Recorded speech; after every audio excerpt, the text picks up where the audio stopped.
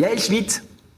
Yael, très content de vous retrouver, Finance et Pédagogie. Vous allez nous parler du rôle des aidants dans la société parce qu'il y a des choses qui évoluent en ce moment. Tout à fait. Alors, en préambule, il faut déjà redéfinir qu'est-ce qu'est un aidant. Oui, c'est ça. Alors, un aidant, c'est une personne qui accompagne un proche qui va être dans une situation de vulnérabilité. Alors, il y a 3 cas de vulnérabilité. On va principalement retenir la vieillesse, c'est le plus connu, mais pas que, puisqu'il y a aussi des situations liées au handicap ou des situations liées à des pathologies, éventuellement des maladies. Donc, le rôle des aidants est quelque chose de très, très important et surtout, on recense à peu près 55% des aidants qui ont une activité professionnelle. Et toute la difficulté, c'est ce dont nous allons échanger. D'arriver à jongler. À jongler avec l'entreprise. Ça, c'est la grosse difficulté. En plus, la France est arrivée dans une forte période d'accélération du vieillissement et malheureusement, surtout le département de la Loire. Alors effectivement, on recense actuellement une période qui est très très importante au niveau du vieillissement puisqu'une grosse partie de la population concerne les plus de 75 ans. On voit une accélération, vous avez sur le slide qui vous est projeté une courbe en violet qui a une accélération sur la génération du baby boom qui recense principalement les plus de 75 ans. On est dans une espèce d'effet ciseau, c'est-à-dire que grosso modo les actifs ne sont pas suffisamment importants et ça on le voit dans la fragilité de nos différents dispositifs. On parle régulièrement des dispositifs d'accompagnement à la retraite, mais pas que. On parle beaucoup de cotisations, on parle de budget en cette période. Donc on est en train de voir véritablement un effet qui est, on va dire, assez compliqué sur l'accompagnement de cette population qui vieillit. Dernier point, vous aviez une loi qui devait voir le jour, qui était la loi grand âge, sur le premier quinquennat du président actuel. Qui n'aura pas lieu. Qui n'aura pas lieu pour des raisons qu'on connaît au niveau budgétaire. Donc il y a véritablement un sujet qui reporte principalement sur ces fameux aidants qui sont essentiellement des volontaires et des bénévoles, bien entendu. Bien sûr. Comment on fait pour évaluer ces aidants quand on est dans une entreprise pour dire qui aide? Qui aide qui? C'est dur, ça. C'est une bonne question. C'est déjà assez compliqué parce que c'est souvent un sujet qui est un petit peu tu. On va dire au niveau de la société, les gens ne se déclarent pas aidants naturellement parce qu'ils tabou. C'est tabou et ils ne le savent pas forcément. Alors il y a plusieurs études, il y a une étude récente qui a été faite par le groupe BPCE qui recense et qui évalue à peu près 15 millions de personnes en situation d'aidance. La question simple c'est est-ce que vous êtes en situation d'accompagnement d'un proche en situation de fragilité sur les 3 points que nous avons évoqués. Et là on retrouve on va dire une stat qui est très importante, 15 millions de personnes, mais surtout un poids qui est supporté de manière très très importante au niveau des descendants, c'est-à-dire des parents qui vont accompagner les grands-parents pour les plus jeunes, mais surtout leurs propres parents. Donc ça, c'est un poids qui est assez important puisque c'est presque la moitié de la population. Ouais, ou dans l'autre sens aussi, ça peut être des parents qui aident leurs enfants aussi, tout ce qui touche à la santé, au handicap ou à l'âge.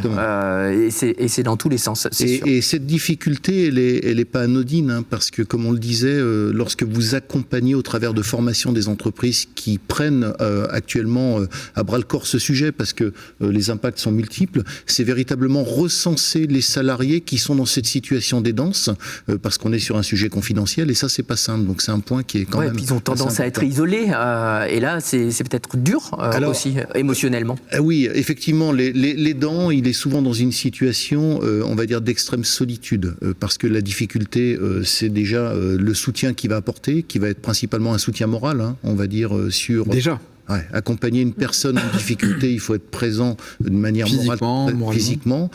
Il faut être aussi dans une capacité, on va dire, de logistique, puisque vous allez accompagner sur différentes démarches qui vont pas être des moindres, qui peuvent être des démarches administratives, qui peuvent être des démarches organisationnelles, qui peuvent être aussi des démarches liées à l'intime. Je pense éventuellement à la toilette, sur une personne en incapacité de le faire. Donc les points et on va dire les impacts sont multiples sur la fragilité émotionnelle de l'aidant. Donc on en revient à comment on accompagne et comment on qualifie une personne en situation d'aidance.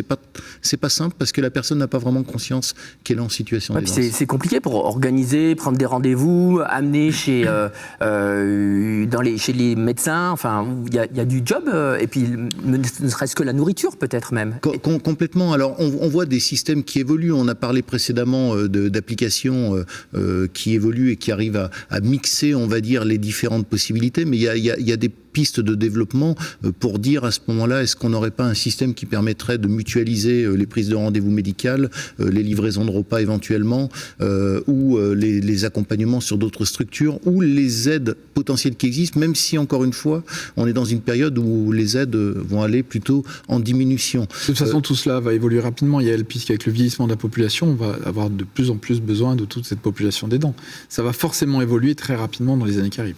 Complètement, mais le point qui, à mon sens, est le plus important, c'est véritablement la prise de conscience des entreprises.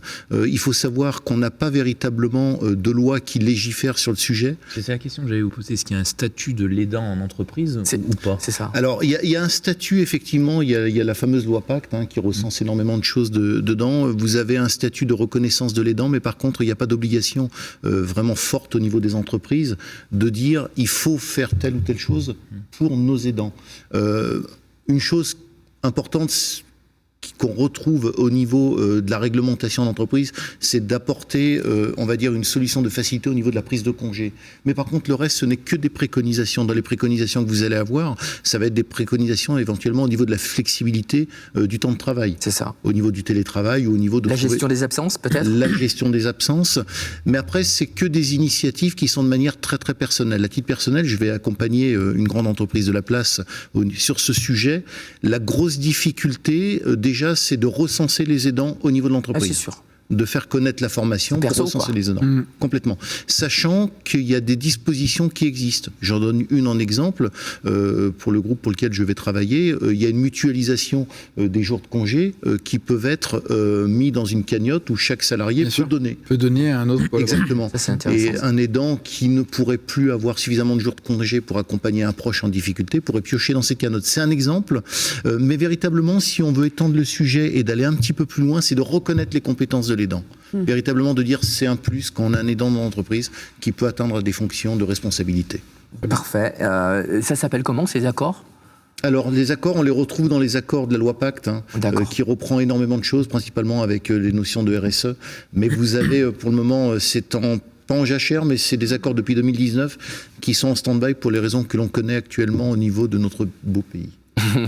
Par contre, ça peut rentrer aussi dans une démarche RSE aussi pour une entreprise. Ouais, qualité de vie au travail. Qualité de vie au travail, réellement aussi sur la marque employeur aussi pour, Complètement. Pour attirer... Je suis sûr que ça contribue, parce que dans toute entreprise, il y a obligatoirement du personnel qui est touché. Ce n'est que le